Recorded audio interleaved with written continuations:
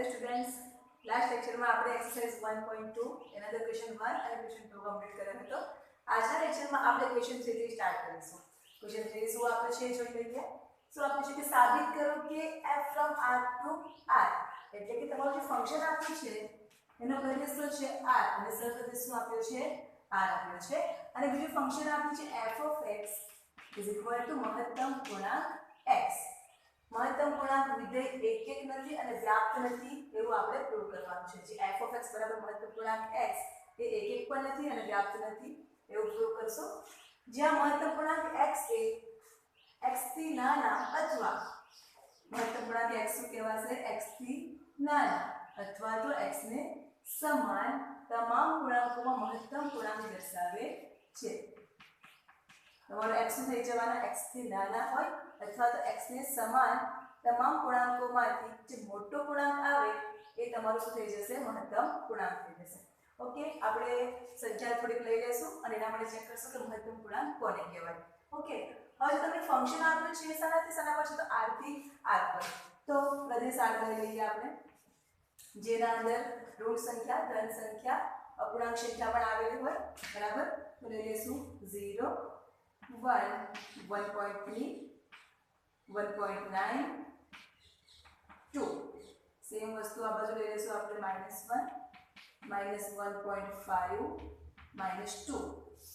Okay, હવે સહપ્રદેશ તમને જે આપ્યો છે એ શું આપ્યું છે r જ આપ્યું છે, તો એમાં પણ સેમ સંખ્યા આવશે બધી, ઋણ સંખ્યા, ધન સંખ્યા, અપૂર્ણાંક સંખ્યાઓ 1.3 1.9 2. આ બધું લઈ લેશું -1 -1.5 -2. ઓકે, હવે આપણે વારાફરતી સંખ્યાઓ લઈશું. તો x લઈ લો 1.3 અને આ x જ્યાં પણ છે f of x બરાબર મહત્તમ પૂર્ણાંક x ની અંદર આપણે કિંમત મૂકીશું. તો f of 1.3 1.3 બરાબર. હવે આના બરાબર શું આપશે, તો જે મહત્તમ પૂર્ણાંક છે એની વ્યાખ્યા શું કહે છે કે આ જે 1.3 જે તમારી સંખ્યા છે તો 1.x કેવો હોય, ક્યાં તો 1.3 ને શું લખેલું છે કે x એ x થી નાના અથવા અને x ને સમાન. તો 1.3 થી નાનો અથવા તો 1.3 ને સમાન તમામ પૂર્ણાંકોમાં, એટલે તો જોઈએ તો આપણે 1.3 પૂર્ણાંક નથી. ઓકે, બરાબર, દશાંશ પૂર્ણાંકમાં આપ્યું છે તો એના કરતા નાનો કયો આવશે પૂર્ણાંક, તો 1 આવવાનો, અને એના કરતા નાના કયો આવવાનો તો 0 -1. તો આ તમામ પૂર્ણાંકોમાં જે સૌથી મોટો પૂર્ણાંક હોય તો કયો આવવાનો 1 આવશે. તમામ પૂર્ણાંકોમાંથી સૌથી મોટો પૂર્ણાંક શું આવવાનો તમારો 1. બરાબર, તો 1.3 જે છે એનો મહત્તમ પૂર્ણાંક શું આવશે 1 આવશે. ઓકે, સપોઝ લઈ લઈએ આપણે x 1.9, f of 1.9 ઓકે, હવે 1.9 માટે વાત કરીશું. તો 1.9 છે તો 1.9 થી નાના અથવા તો એને સમાન, તો સમાન તો આવવાનું છે જ નહીં, પરંતુ 1.9 કરતા નાનો પૂર્ણાંક કયો આવવાનો તો 1. તો એવા તમામ પૂર્ણાંક કયા આવવાના 0 -1. એમાંથી સૌથી મોટો પૂર્ણાંક કયો આવશે, તો સૌથી મોટો તો 1 જ છે એટલે આના બરાબર શું આવી જવાનું 1 આવશે. ઓકે, હવે આગળ સપોઝ લઈ લે હું x 1 લઈ લઉં, તો f of 1 હવે 1 કરતા નાના અથવા તો 1 ને સમાન, તો 1 ને સમાન પૂર્ણાંક 1 આવશે. બીજા બધા શું આવવાના 0 -1, તેમાંથી મહત્તમ કયો આવવાનો તો 1 આવશે. તો મહત્તમ પૂર્ણાંક 1 બરાબર શું થઈ ગયું 1. ઓકે, તો એક નેગેટિવ સંખ્યા લઈ લઈએ, x -1.5, f of -1.5 -1.5. હવે -1.5 થી નાની અથવા તો એને સમાન, તો -1.5 જે છે એ તો પૂર્ણાંક સંખ્યા છે જ નહીં એટલે 1.5 તો આવવાનું નથી, પણ -1.5 થી નાનો પૂર્ણાંક કયો આવવાનો તો -2, એનાથી નાનો -3 -4. બરાબર, એમાંથી સૌથી મોટો કયો આવશે તો -2 આવશે. તો આના બરાબર શું આવવાનું -2. ઓકે, તો આ તમારા મહત્તમ પૂર્ણાંક આવે છે. હવે આપણે જોઈએ તો 1x બરાબર આપણે 1.3 મૂકીએ છીએ ત્યારે f of 1.3 શું મળશે તમને 1. તો 1.3 1. ઓકે, ત્યારબાદ x 1.9, તો f of 1.9 શું મળે છે તો 1 જ મળે છે. બરાબર, આ રીતે આવશે. હવે x 1 મૂકીએ તો f ઓફ 1 શું મળે છે 1 મળે છે ઓકે ત્યારબાદ x -1.5 મૂકશું તો શું મળે છે -2 એટલે તમને આ રીતે તમે જોશો સપોઝ હવે આપણે x -2 મૂકી દઈએ તો f ઓફ -2 બરાબર શું આવી જવાનું તમારું -2 જ આવશે એટલે કે તમે કોઈ પણ અપૂર્ણાંક સંખ્યા લો છો તો પણ એના માટે જે તમને જવાબ મળે છે એ શું મળે છે બધી પૂર્ણાંક સંખ્યાઓ મળે છે ઓકે તમે જોઈ શકો છો આની અંદર કે 1 -2 બરાબર આગળ આપણે 2 જો લેવું હોય તો 2 શું થશે મહત્તમ પૂર્ણાંક 2 થશે એટલે કે તમારો જે વિસ્તાર મળે છે એ પૂર્ણાંક સંખ્યા મળે છે હવે આપણે જોઈએ તો 1 1.3 અને 1.9 ત્રણ ઘટક એ r સાથે જોડાયેલા છે એટલે કે એના પ્રતિબિંબ કેવા છે સમાન છે ત્રણ ઘટકના પ્રતિબિંબ કેવા થયા અહીં સમાન છે પરંતુ આપણે જો એક વિધેય પ્રૂવ કરવું હોય તો એના માટે શું પ્રૂવ કરવું પડે કે ભિન્ન ઘટકોને ભિન્ન પ્રતિબિંબ મળતા હોવા જોઈએ તો જ એને એક વિધેય કહેવાય પણ અહીં તો શું છે કે ત્રણ ભિન્ન ઘટકોને સેમ પ્રતિબિંબ મળે છે એટલે એક વિધેય કહેવાશે નહીં ઓકે લખીશું કેવી રીતે જોઈએ x1 લઈ લઉં 1.3 અને x2 લઈ લઈશ 1.9 હવે પ્રત્યેક x1 x2 belongs to r એટલે કે આપણે પ્રદેશમાંથી લેવાનું છે બરાબર હવે f of 1.3 is equal to f of 1.9 તો f of 1.3 કેટલા છે તમારી પાસે 1 છે અને f of 1.9 કેટલા છે 1 બંને કેવા છે સમાન એટલે f of 1.3 is equal to f of 1.9 is equal to 1 પરંતુ 1.3 does not equal to 1.9 બંનેના પ્રતિબિંબ તો સમાન મળ્યા પણ એ બંને ઘટકો કેવા છે તો ભિન્ન ઘટકો છે બરાબર એટલે 1.3 does not equal to 1.9 તો આના પરથી જો આપણે x1 x2 માટે લખવું હોય તો શું લખાશે f of x1 is equal to f of x2 implies x1 does not equal to x2 માટે f એ એક વિધેય નથી ઓકે હવે આપણે શું જોવાનું છે તો વ્યાપ્ત છે કે નહીં વ્યાપ્ત નથી એવું જ આપણે પ્રૂવ કરવાનું છે તમને ઓલરેડી લખેલું છે કે સાબિત કરો કે એ એક નથી અને વ્યાપ્ત નથી હવે તમે જોશો તો આ સહપ્રદેશની અંદર જે ઘટક 2 1 એટલે કે પૂર્ણાંક સંખ્યાઓ જ તમારો જે વિસ્તાર છે બરાબર એ શું આવે છે પૂર્ણાંક સંખ્યા આવે છે પણ r જે છે એના અંદર તો અપૂર્ણાંક સંખ્યાઓ પણ આવશે બરાબર તો એનો તમારો કોઈ પ્રતિબિંબ મળવાનો નથી અહીં લખીશું આપણે અહીં વિસ્તાર f નો વિસ્તાર શું મળે છે તો પૂર્ણાંક સંખ્યા મળે છે અહીં f નો વિસ્તાર જોયો આપણે 1 1 2 -2 મળે છે અહીં f નો વિસ્તાર પૂર્ણાંક સંખ્યા મળે છે અને સહપ્રદેશ r અને r સહપ્રદેશ એ વાસ્તવિક સંખ્યાઓનો ગણ છે વાસ્તવિક સંખ્યાઓનો ગણ છે બરાબર તો આપણે કોઈ અપૂર્ણાંક સંખ્યા લઈ લઈએ બરાબર તો એ તો એનું પ્રતિબિંબ થવાનું જ નથી બરાબર માટે સપોઝ હું લઈ લઉં 1.3 belongs to r હવે આ 1.3 સામાંથી લેવાના છે આપણે સહપ્રદેશમાંથી લેવાના છે 1.3 belongs to r સહપ્રદેશ માટે એવો કોઈ x મળતો નથી એવો કોઈ x મળતો નથી કે જેથી આ એક સ્થાનો હોય પ્રદેશનો કે જેથી f of x is equal to 1.3 થાય માટે f એ વ્યાપ્ત વિધેય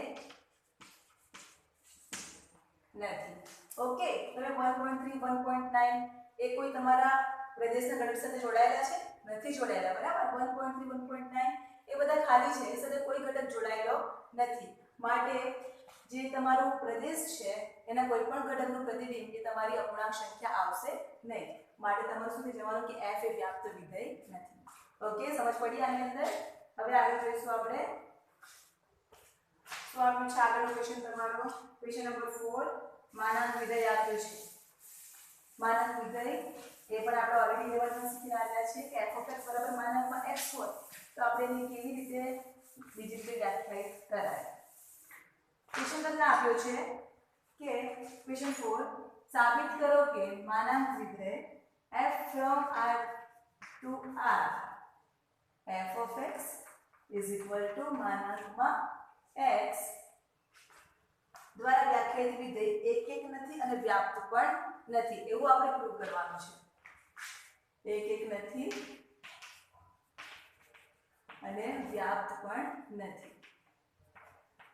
ઓકે, અને બીજું શું તમને આપ્યું છે ઓલરેડી કે નથી તેમજ વ્યાપ્ત પણ નથી. જો x ધન અથવા શૂન્ય હોય તો માનાંકમાં x બરાબર શું લેવાનું છે? x લેવાનું છે. તો f of x is equal to x એ ધન હોય અથવા તો શૂન્ય હોય એટલે કે x 0 અને 0 કરતા મોટો હોય ત્યારે તમારે શું લેવાનું છે? x લેવાનું છે એવું કીધું. અને x ઋણ હોય x એ ઋણ હોય ત્યારે તમારે શું લેવાનું છે? માનાંકમાં x એ માઈનસ x લેવાનું છે. ઓકે, આ શા માટે x 0 અને 0 કરતા મોટો હોય ત્યારે x લઈએ છીએ આપણે અને x 0 કરતા નાનો હોય ત્યારે માઈનસ x લઈએ છીએ. એ આપણે ઓલરેડી 11 સાયન્સમાં શીખી આવ્યા છીએ. ઓકે, ચલો જોઈએ આગળ. પ્રૂવ શું કરવાનું છે આપણે કે એક એક નથી અને વ્યાપ્ત પણ નથી. બરાબર? તો તમારો પ્રદેશ તમને શું આપ્યું છે? f from r થી r આપ્યું છે. ઓકે, હવે લઈ લઈએ આપણે આ તમારો છે પ્રદેશ અને આ છે તમારો સબપ્રદેશ. x એ 0 અને 0 કરતા મોટો હોય એની કન્ડિશન છે અને x 0 કરતા નાનો હોય એના માટે તમને આપ્યું છે માનાંક વિધેય. તો આપણે 0 લઈ લેશું, કેટલીક ધન સંખ્યા લેશું અને કેટલીક ઋણ સંખ્યા લેશું. So 0 1 2 3 -1 -2 આ બાજુ પણ આવશે 0 -1 -2 1 2 3 બાજુ -3 -3. ઓકે, હવે કેસ 1 સપોઝ હું લઈ લઉં આપણે આ શું આપ્યું છે કે x એ 0 અને 0 કરતા મોટો હોય ત્યારે સપોઝ 2 એ 0 કરતા મોટો હોય તો f of 2 બરાબર શું આવશે? જ્યારે તમારું શું આપ્યું છે x એ 0 અને 0 કરતા મોટો હોય ત્યારે f of x શું મળે છે? તમને x મળે છે. બરાબર? એટલે 2 જો 0 કરતા મોટો હોય તો f of 2 તમારા શું મળવાના? 2 મળવાના. ઓકે, એટલે તમારું આપણે જ્યારે x ની કિંમત 2 લેશું x is equal to 2 તો f of 2 બરાબર શું મળે છે? 2 મળે છે. એટલે તમારું આ રીતે સંબંધ બનશે. બરાબર? આગળ હવે x એ 0 કરતા નાનો લો. બરાબર? એટલે કે ઋણ સંખ્યા લો. બરાબર? તો એના માટે શું આવશે? સપોઝ હું લઈ લઉં -2 -2 એ 0 કરતા નાના છે. બરાબર? તો એના માટે f of -2 બરાબર. હવે જ્યારે x એ 0 કરતા નાના હોય એટલે કે ઋણ સંખ્યા હોય ત્યારે f of x શું બને છે? માઈનસ અને જે આપણે કિંમત મૂકી હોય જ્યારે કે -2 મૂકી હોય તો માઈનસ -2 માઈનસ -2 શું થઈ જવાનું? માઈનસ માઈનસ પ્લસ પ્લસ 2 થઈ જશે. એટલે કે જ્યારે આપણે x -2 મૂકીશું તો f of -2 તમારા શું મળવાના? +2 જ મળશે. બરાબર? f of -2 એ શું થવાના? તમારા +2 થશે. બરાબર? એ જ રીતે આપણે x બરાબર 3 મૂકીએ તો f of 3 બરાબર શું થશે? તમારા 3 મળશે. અને x -3 મૂકીશું તો શું મળશે? તમારું f of -3 તમારું મળશે +3. કેમ? કારણ કે તમને જે ફંક્શન આપ્યું છે વિધેય એ શું આપ્યું છે? માનાંક આપ્યું છે. તો માનાંકની અંદર તો બધી ધન સંખ્યાઓ ધન જ રહે છે અને ઋણ સંખ્યા શું થઈ જાય? ધન થઈ જાય. બરાબર? એટલે તમારું શું આવશે? x = 2 હશે ત્યારે પણ 2 આવવાના અને x = -2 હશે ત્યારે પણ 2 આવવાના. હવે તમે જોશો તો જે તમારા પ્રદેશના ઘટકો છે ભિન્ન ઘટકો 2 અને -2 બરાબર એના પ્રતિબિંબ કેવા મળે છે? સેમ મળે છે. તેમજ 3 અને -3 લઈએ તો એના પ્રતિબિંબ સેમ મળે છે.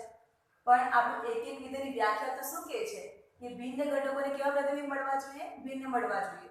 તો જ એ એક એક કહેવાય. અહીં તો શું મળે છે? સમાન પ્રતિબિંબ મળે છે. માટે એને એક એક વિધેય કહેવાશે નહીં. અને એ જ આપણે પ્રૂવ કરવાનું છે. રાઈટ? કે f એ એક એક વિધેય નથી. તો x1 અને x2 લઈ લઈએ. x1 = -2 અને x2 = 2 માટે લખીશું કેવી રીતે એ જોઈએ તો f of x1 f of x2 લખીએ છીએ આપણે x1 ની વેલ્યુ તો શું લઈ લીધી આપણે -2 એટલે f of -2 f of 2 તો f of -2 માટે શું મળે છે આપણને 2 મળે છે અને f of 2 માટે શું મળે છે 2 જ મળે છે તો f of -2 f of 2 2 માટે પરંતુ -2 does not equal to 2 બરાબર જો તમારા પ્રદેશના ઘટકો છે -2 અને 2 એ તો બંને ભિન્ન છે બરાબર માટે f of x1 f of x2 એના માટે શું મળશે x1 does not equal to x2 તો આ વ્યાખ્યા સારી થઈ માટે f એ એક વિધેય નથી એક વિધેય નથી હવે જો હવે શું માટે આપણે ચેક કરવાનું છે કે વ્યાપ્ત વિધેય છે કે નહીં તો વ્યાપ્ત માટે શું ચેક કરવું પડે તો આપણે એનો સહપ્રદેશ જોવાનો આપણે જે એક્ઝામ્પલ લઈ લીધું બરાબર સંખ્યાઓ લઈને એના અંદર જોશું આપણે તો તમારો સહપ્રદેશ તમને r આપ્યું છે પણ જે આપણે x ની વેલ્યુ મૂકતા જઈએ તો આપણને વિસ્તાર શું મળે છે તો બધી ધન સંખ્યા મળે છે બરાબર એટલે કે એની અંદર ઋણ સંખ્યાનો સમાવેશ થતો નથી બરાબર અહીં f નો વિસ્તાર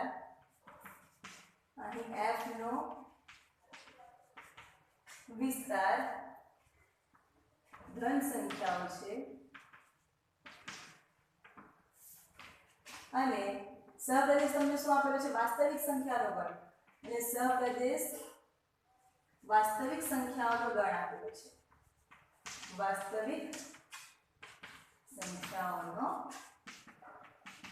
ગણ આપેલ છે બરાબર હવે આપણે કોઈ ઋણ સંખ્યા લઈ લઈએ બરાબર તો -2 લઈ લઉં છું -2 belongs to r r તમારો શું છે સહપ્રદેશ -2 belongs to r માટે એવો કોઈ પ્રદેશ x નો ઘટક મળતો નથી કે જેથી શું થાય f of x -2 થાય માટે f તમારું શું થઈ જવાનું f એ વ્યાપ્ત વિધેય નથી -2 ની જગ્યા પર તમે કોઈ પણ સંખ્યા લઈ શકો છો માઈનસ સંખ્યા બરાબર ઋણ સંખ્યા તમે કોઈ પણ લઈ શકો અને એના માટે તમને એવો કોઈ x મળવાનો નથી કે જેનું પ્રતિબિંબ તમારી ઋણ સંખ્યા થાય ઓકે માટે આ શું કહેવાશે f એ વ્યાપ્ત વિધેય નથી ક્લિયર થયું આની અંદર ઓકે ક્વેશ્ચન નંબર 5 જોઈશું હવે ક્વેશ્ચન નંબર 5 શું આપ્યું છે હવે ચિહ્ન વિધેય માટે આપ્યું છે કે સાબિત કરો કે ચિહ્ન વિધેય f from r to r એના માટે શું ચેક કરવાનું છે કે એક નથી અને વ્યાપ્ત નથી એવું આપણે બતાવવાનું છે f from r થી r આપ્યું છે અને f of x તમને આપ્યું છે ચિહ્ન વિધેય f of x બરાબર 1 0 -1 x એ 0 કરતા મોટો હોય ત્યારે x 0 હોય ત્યારે અને x એ 0 કરતા નાનો હોય ત્યારે આના માટે આપણે શું સાબિત કરવાનું છે કે એક નથી અને વ્યાપ્ત નથી ઓકે હવે તમને જે ફંક્શન આપ્યું છે એ r થી r પર છે ઓકે તો લઈ લઈએ r વાસ્તવિક સંખ્યાઓનો ગણ જેના અંદર ઘટકો આવેલા છે 0 -1 -2 -3 આ બધું જોઈ લેશું 1 2 3 4 0 -1 -2 -3 1 2 3 અને 4 ઓકે હવે કેસ 1 તમને શું આપ્યું છે કે x એ 0 કરતા મોટો છે બરાબર સપોઝ આપણે હવે લઈ લઈએ x 1 લેવું x બરાબર 1 એ 0 કરતા મોટો છે જો x બરાબર 1 લઈશ તો એના માટે મને શું મળશે તમે 0 કરતા કોઈ પણ સંખ્યા મોટી લેશો x જે છે એ 0 કરતા તમે મોટા લેશો તો તમને શું મળવાનું છે 1 મળવાનું છે ઓકે તો x 1 લઈશ તો એ 0 કરતા મોટો છે તો શું મળશે મને 1 મળશે બરાબર એટલે f of 1 બરાબર 1 સપોઝ હું લઈ લઉં x 2 તો f of 2 શું મળવાનું મને શું થઈ જવાનું 2 એ 0 કરતા મોટો છે એટલે શું મળવાનું 1 તો f of 2 બરાબર 1 મળશે ત્યારબાદ હું લઈ લઉં x 3 તો f of 3 પણ મને શું મળવાનું 1 જ મળવાનું છે ઓકે સેમ વસ્તુ હવે લઈ લઉં હું x એ 0 કરતા નાનું હોય ત્યારના માટે. x એ 0 કરતા નાનું હોય એટલે શું આવવાની બધી ઋણ સંખ્યા આવશે. x is equal to -1 લો તો f of -1 શું આવશે? -1 જ આવશે કારણ કે x એ શું છે 0 કરતા નાના છે. સપોઝ હું x is equal to -2 લઈ લઉં તો f of -2 બરાબર શું આવવાનું? -1. એટલે કે તમે 0 કરતા કોઈ પણ ઋણ સંખ્યા લેશો તો એના માટે એનો વિસ્તાર શું આવવાનો છે? -1 જ આવવાનો છે. અને x is equal to 0 લેશો તો શું આવશે? 0. x એ 0 કરતા મોટો એટલે કોઈ પણ તમે ધન સંખ્યા લેશો તો એના માટે તમારો વિસ્તાર શું આવશે? 1 આવશે. ઓકે, હવે આપણે શું ચેક કરવાનું છે કે એક ચેક નથી કરવાનું, બતાવી દેવાનું છે આપણે કે એક નથી અને વ્યાપ્ત નથી. તો એના માટે શું જોવું પડે કે ભિન્ન ઘટકોને ભિન્ન પ્રતિબિંબ મળતા હોવા જોઈએ. પણ અહીં જોશો તો આપણે 1 2 3 4 તમે કોઈ પણ સંખ્યા લઈ લો તો એના પ્રતિબિંબ કેવા મળે છે? સમાન મળે છે. કયો મળે છે? તો 1 મળે છે. ઓકે, તો આપણે કોઈ પણ બે સંખ્યા લઈ લઈએ. કેસ 1 x એ 0 કરતા મોટો હોય ત્યારે તો હું x1 બરાબર લઈ લઉં છું 2 અને x3 બરાબર લઈ લઉં છું 3. ઓકે, હવે f of 2 is equal to f of 3. f of 2 અને f of 3 માટે શું મળે છે? 1 મળે છે. 1 પરંતુ 2 does not equal to 3 કારણ કે 2 અને 3 સમાન નથી, ભિન્ન ઘટકો છે. In general x1 x2 માટે લખી દઈએ f of x1 is equal to f of x2 implies x1 does not equal to x2. માટે આના માટે શું થવાનું કે f એ એક વિધેય નથી. હવે સેકન્ડ કેસ માટે ચેક કરી લઈએ. કેસ 2 x એ 0 કરતા નાનો હોય ત્યારે તો ઋણ સંખ્યા લઈ લઈશું. x1 બરાબર લઈ લઉં છું -1 અને x2 બરાબર લઈ લઉં છું -2. ઓકે, તો -1 માટે મને -1 જ મળશે અને 2 માટે પણ મને -1 જ મળવાનો છે. તો f of -1 is equal to f of -2 બરાબર કેટલા મળે છે? તો -1 મળે છે. પણ -1 અને -2 સમાન નથી માટે f of x1 is equal to f of x2 implies x1 does not equal to x2. માટે તમારે શું થઈ જવાનું? આ બંને કેસ માટે f એ એક વિધેય નથી. એક વિધેય નથી. ઓકે, હવે શું ચેક કરવાનું છે આપણે? વ્યાપ્ત વિધેય માટે. તો આપણે સહપ્રદેશ જોઈએ તો 0 હોય ત્યારે શું મળે છે? 0 મળે છે. બરાબર, તમે કોઈ પણ ઋણ સંખ્યા લઈ લો તો શું મળે છે? એનો વિસ્તાર -1 મળે છે. અને કોઈ પણ ધન સંખ્યા લઈ લો તો શું મળે છે? એનો વિસ્તાર 1 મળે છે. તો -1 0 અને 1 સિવાયની તમને બીજી કોઈ પણ સંખ્યા મળતી નથી. તો અહીં આપણે લખી દઈશું કે અહીં f નો વિસ્તાર -1 0 અને 1 છે. તેમજ તમને સહપ્રદેશ શું આપેલો છે? વાસ્તવિક સંખ્યાઓનો ગણ. અહીં f નો વિસ્તાર -1 0 1 છે. તેમજ સહપ્રદેશ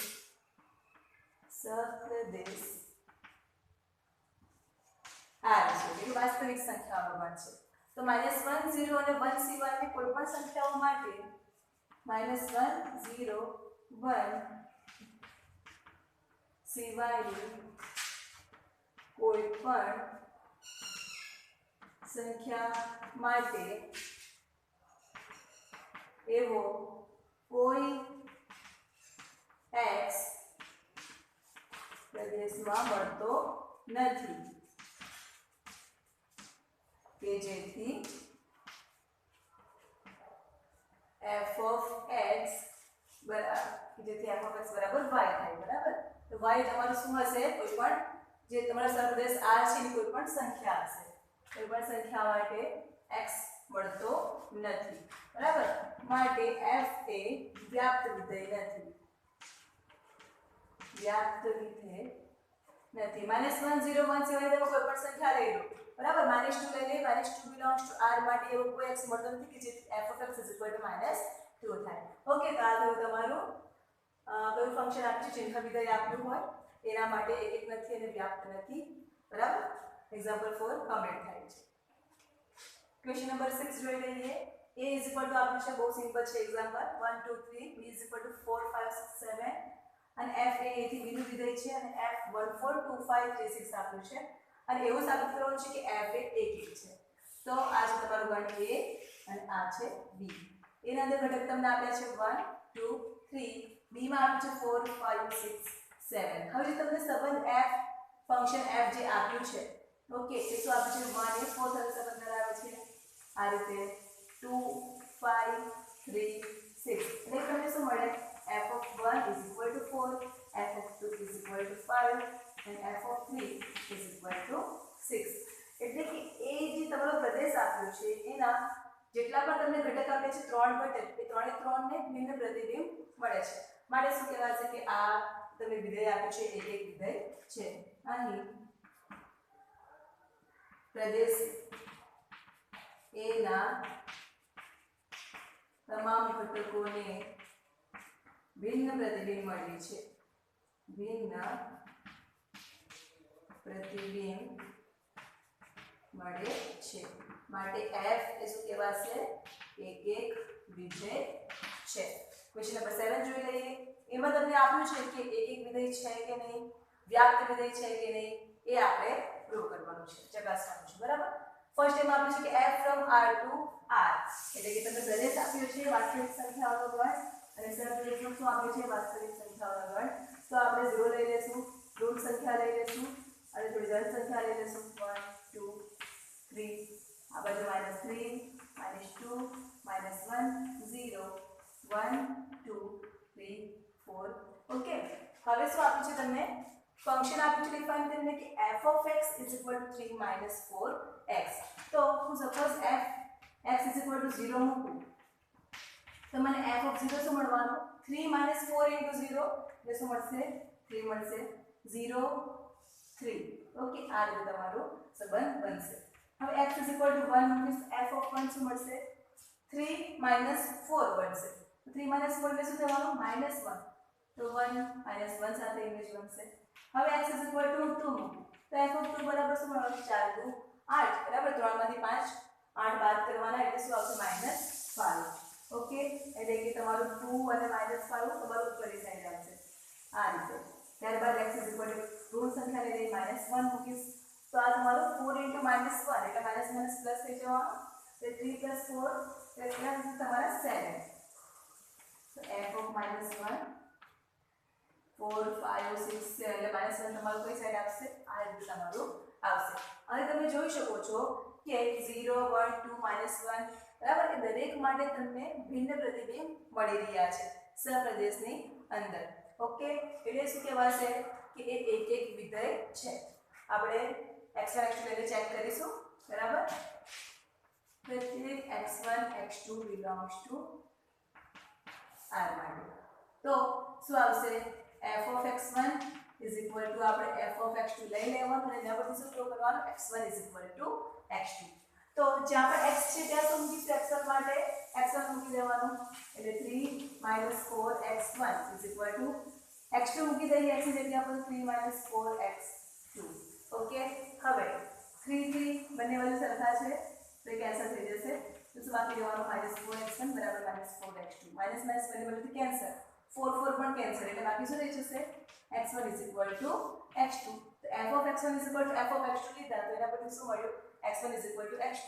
માટે શું કહેવાશે માટે f એક એક વિધેય છે. હવે આપણે શું બતાવવાનું છે કે વ્યાપ્ત પણ છે. બરાબર. તો તમે જોઈ શકો છો કે આની અંદર તમારો જે સહપ્રદેશ છે એમાં દરેક ઘટક જે આપ્યા છે એના x ના પ્રતિબિંબ મળે છે અને કેવા મળે છે બધા બિંદુ મળે છે. બરાબર, એટલે કે એ વ્યાપ્ત પણ છે. પણ આપણે એને દર્શાવીશું કે લખાય એને કેવી રીતે. બરાબર. તો y belongs to r. આ સમજી લેવાનું આપણે સહપ્રદેશ માટે y belongs to r લઈ લેવાનું. એના માટે શું શોધવાનું આપણે x શોધવાનું અને એ x શોધશું એટલે પછી શું મળવું જોઈએ f of x = y મળવું જોઈએ. માટે y = f of x. Okay, તો f of x તમારે શું છે 3 - 4x. તો હવે આપણે બેનો યુઝ કરીને પહેલા x મેળવવા. ઓકે, તો x સૂત્ર કરતા બનાવીએ -4x બરાબર યાદ તરફ લાગશે એટલે +4x થઈ જશે 3. y ને બરાબર બીજી બાજુ લઈ જઈએ એટલે માઈનસ. માટે x = શું થઈ જવાનું 3 - y 4 તમારે છેદમાં આવશે એટલે કે x ની વેલ્યુ તમને મળી.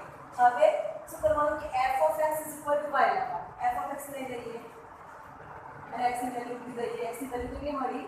તો 3 - y/4. હવે આ f ઓફ આ તમારું શું છે? x ની જગ્યા પર છે, બરાબર? જો f ઓફ x હોય તો x તમારા ક્યાં આવે છે? -4 ની બાજુમાં. તો આ તમારું x ની જગ્યા પર શું છે? 3 - y/4. તો એ તમારે ક્યાં આવશે? 3 - 4. અને x ની જગ્યા પર શું આવી જવાનું? તમારી આખી આ ટર્મ આવી જશે. તો 3 - 4 * 3 - y/4. તો 4 હવે તમારા cancel is equal to 3 minus count છોડી દઈએ તો -3 માઇનસ માઇનસ પ્લસ y. હવે આ બેની કેન્સલ ઇઝ ઇક્વલ ટુ શું આવી ગયું? y. તો શું મળ્યું? f of x is equal to y મળી ગયું. તો વ્યાપ્ત વિધેયની વ્યાખ્યા શું છે? કે પ્રત્યેક y બિલોંગ્સ ટુ y માટે કોઈ x એવો મળવો જોઈએ કે જેથી f of x is equal to y થાય. અને શું થશે? f એ વ્યાપ્ત વિધેય છે. ઓકે, માટે f વ્યાપ્ત વિધેય છે. ક્લિયર થયું? ઓકે, બહુ સિમ્પલ છે આ ક્વેશ્ચન. હવે આગળ જોઈશું આપણે f ઓફ x બરાબર તમને આપ્યું છે 1 + x². અને એના માટે પણ આપણે ચેક કરવાનું છે કે એક વિધેય છે કે નહીં અને વ્યાપ્ત વિધેય છે કે નહીં. ક્વેશ્ચન 7 માં જ બીજું આપ્યું છે તમને f of x is equal to 1 + x² માટે. અને તમને ફંક્શન જે આપ્યું છે એ r થી r પર જ આપ્યું છે. ઓકે, તો r લઈ લઈએ આપણે. આ સહ પ્રદેશ છે, તમારો આ પ્રદેશ છે. 0 લઈ લઉં, નેગેટિવ સંખ્યા લઈ લઈશ, થોડી પોઝિટિવ સંખ્યા લઈ લઉં. 0 1 2 3 -1 અને 2 -3. ઓકે, હવે આપણે કિંમતો મૂકીએ. સપોઝ હું મૂકીશ x is equal to 0. x is equal to 0 મૂકીશ તો f ઓફ 0 બરાબર 1 + 0 એટલે 1 થઈ જવાનું. તો 0 1. ઓકે, ત્યારબાદ હવે હું મૂકીશ x ઇઝ ઇક્વલ ટુ 1. તો f ઓફ 1 તમારા શું થઈ જવાના? 1 + 1² એટલે 2 થઈ જશે. 1 2. સપોઝ હું મૂકીશ x ઇઝ ઇક્વલ ટુ -1. તો f ઓફ -1 બરાબર શું થઈ જવાનું? 1 + -1² -1² એટલે +1 થઈ જવાનું. અને 1 + 1 શું થઈ જશે? 2 થઈ જશે. એટલે આ આવશે. ઓકે, સેમ વસ્તુ 2 માટે જે ચેક કરશું આપણે, x ઇઝ ઇક્વલ ટુ 2 માટે શું થવાનું તમારું? 2 નો વર્ગ 4, 4 ને તમારા થઈ જવાના 5. અને સપોઝ હું x ઇઝ ઇક્વલ ટુ -2 તો એના માટે પણ શું આવશે? તમારા 5 જ આવવાના છે, બરાબર? 3 4 ધારો કે આપણે લઈ લઈએ 5. તો -2 માટે પણ 5 આવશે અને 2 માટે પણ 5 આવશે, બરાબર? એટલે અહીં શું આપણે દેખાય છે કે બે ભિન્ન ઘટકોને, બે ભિન્ન પ્રદેશના ઘટકોને શું મળે છે? સમાન પ્રતિબિંબ મળે છે. માટે એ તમારું શું કહેવાશે? કે એક વિધેય નથી. સોરી, આપણે હા એક વિધેય નથી કહેવાશે, બરાબર? ત્યારબાદ શું ચેક કરવાનું? આપણે વ્યાપ્ત માટે ચેક કરીશું. ફર્સ્ટ આપણે લખી દઈએ આની અંદર. શું લઈ લઈશું આપણે? તો પણ બે લઈ લઈએ આપણે. x1 ઇઝ ઇક્વલ ટુ લઈ લઈએ x1 x2 belongs to r. તો x1 ઇઝ ઇક્વલ ટુ શું છે આપણી પાસે? લઈ લઈએ આપણે 2 અને x2 બરાબર લઈ લઈશું આપણે -2, બરાબર? તો f of x1 is equal to f of x2 is equal to જગ્યા ઓછી પડે છે, નીચે લખી દો. વેલ્યુ મૂકીએ f of 2 is equal to f of -2 બરાબર કેટલા મળે છે? f ઓફ 2 અને f ઓફ -2 કેટલા મળે છે? 5 મળે છે. પરંતુ 2 ઇઝ નોટ ઇક્વલ ટુ -2. આ બંને વેલ્યુ સરખા નથી, બરાબર? બંને સંખ્યાજનક છે. માટે f of x1 does not equal to is equal to f of x2 માટે શું મળે છે? x1 does not equal to x2. માટે શું થઈ જશે? f એ એક વિધેય નથી. એક વિધેય નથી. ઓકે, હવે વ્યાપ્ત માટે ચેક કરીએ. તો તમારું આ શું છે? x એ વાસ્તવિક સંખ્યા છે. આપણે લેવાનું x એ શું લેવાનું છે? વાસ્તવિક સંખ્યા. અને વાસ્તવિક સંખ્યાનો વર્ગ હંમેશા 0 અને 0 કરતા મોટો થાય, રાઈટ? તો એ 0 હશે કે 0 કરતા મોટો હશે. સપોઝ જો આ 0 હોય તો 0 + 1 તમારો 1 થવાના, બરાબર? અને જો ફરી આપણે 1 2 3 4 કોઈ સંખ્યા મૂકશું તો ઓબ્વિયસ વસ્તુ છે કે 1 કરતા મોટું થશે. એટલે 1 + x² તમારો શું થવાના? 1 અને 1 કરતા મોટા હોય એવી સંખ્યાઓ આવશે. શું લખીશું? હવે આ તમારું વ્યાપ્ત વિધેય તમે ચેક કરશો આપણે. વ્યાપ્ત વિધેય, બરાબર? સ્પષ્ટ છે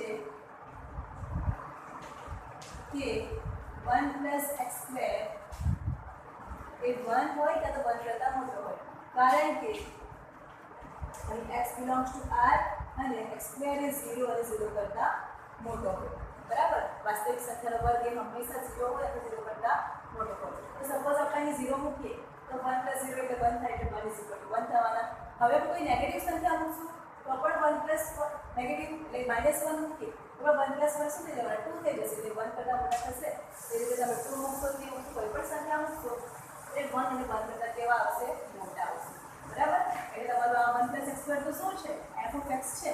માટે f(x) > 1 એટલે કે f નો વિસ્તાર તમારો શું આવ્યો? f નો વિસ્તાર એ 1 અથવા 1 કરતાં મોટી ધન સંખ્યા છે. f નો વિસ્તાર એ 1 અથવા 1 થી મોટી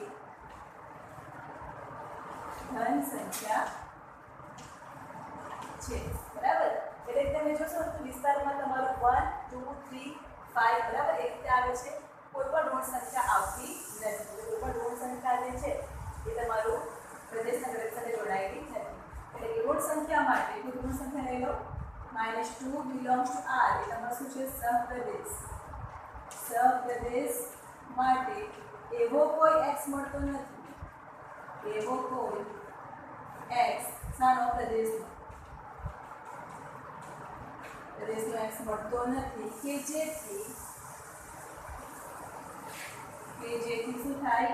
f(x) = -2 થાય. માટે શું થશે? f એ વ્યાપ્ત વિધેય નથી. f વ્યાપ્ત વિધેય તો સિમ્પલ છે. ઓકે. કોઈ પણ તમે આ એકિક વિધેય કે વ્યાપ્ત વિધેયનું એક્ઝામ્પલ સોલ્વ કરવાનું હોય તો પહેલા ગણ, પ્રદેશ અને જે સહપ્રદેશ આપ્યો હોય એ તમે લઈ લો વ્યાખ્યાન દ્વારા, બરાબર. અને એમાં ઘટકો લખી દો તો તમે વધારે ક્લિયર થઈ જશો. એટલે સારું એક્ઝામ્પલ સોલ્વ કરી શકશો. તો અહીં ક્વેશ્ચન તમારો 2 1 f(x) = 1 + x² પૂરો થાય છે. હવે આપણે આગળના ક્વેશ્ચન